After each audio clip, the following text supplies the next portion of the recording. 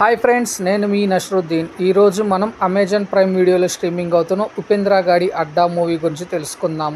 ఈ మూవీ ఎలా ఉంది అంటే, ఈ మూవీ రన్ టైం 2 గంటల 12 నిమిషాలతో స్ట్రీమింగ్ అవుతున్న ఈ సినిమా ప్రొడక్షన్ ఒక చారిటబుల్ ట్రస్ట్ ఫౌండేషన్ వారి అబ్బాయి అయిన ఉపేంద్రను హీరోగా ఇంట్రడ్యూస్ చేశారు.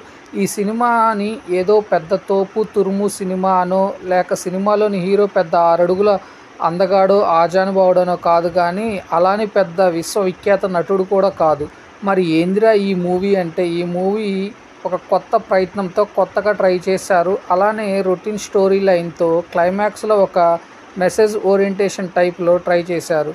కానీ సినిమా ఒక రకంగా పర్లేదని అనిపిస్తుందని చెప్పవచ్చు. ఇకపోతే ఈ మూవీలో వచ్చే సన్నివేశాలు చాలా న్యాచురల్గాను రొటీన్గాను కొద్ది గొప్ప ఆకట్టుకోవడానికి ట్రై చేసినట్టు అనిపిస్తుంది.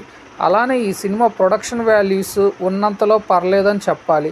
కొత్తవారు ప్రొడక్షన్లోకి వచ్చిన కొత్త హీరో అయినా బాగానే ఎఫెక్ట్ పెట్టారని అనిపిస్తుంది. అలానే చివరిలో అమ్మాయిలు సోషల్ సైట్స్కి ఎలా అట్రాక్ట్ అవుతున్నారు, దానివల్ల ప్రస్తుత సమాజంలో ఎటువంటి సమస్యలు తలెత్తుతున్నాయి అన్నది ఒక మెసేజ్ ఓరియంటేషన్ టైప్లో చూపించడం చాలా బాగుంటుందని చెప్పవచ్చు. ఇకపోతే ఈ మూవీ ఓటీటీలో కాబట్టి ఒకసారి చూడవచ్చు అనేలా ఉంటుంది. ఇకపోతే ఇంకో భయంకరమైన విషయం ఏమిటంటే, ఇదే హీరో ఇదే ప్రొడక్షన్లో మరో 4-5 చిత్రాలు నిర్మాణం జరుగుతుందంట. అవి కూడా త్వరలో మన మీదకి దాడికి సిద్ధంగా ఉన్నాయని చెప్పటం క్లైమాక్స్లో ఒక పెద్ద మలుపు. సో ఈ సినిమా చూసి ఆ సినిమాలు చూడాలా వద్దా అనేది మీ ఇష్టము. లేకపోతే ఈ సినిమా చూడకుండా ఆ సినిమాలు చూడాలి అనేది కూడా మీ చాయిస్. ఇకపోతే ఈ మూవీ స్టోరీ లైన్ వచ్చేసి ఏంటయ్యా అంటే, ఉపేంద్ర బంజారా హిల్స్లోని ఓ బస్తీ కుర్రాడు. డిగ్రీ వరకు చదువుకొని ఈజీగా మనీ సంపాదించి సెటిల్ అయిపోవాలనుకునే కుర్రాడు.